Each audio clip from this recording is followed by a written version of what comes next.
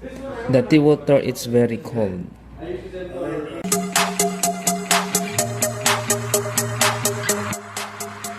this is the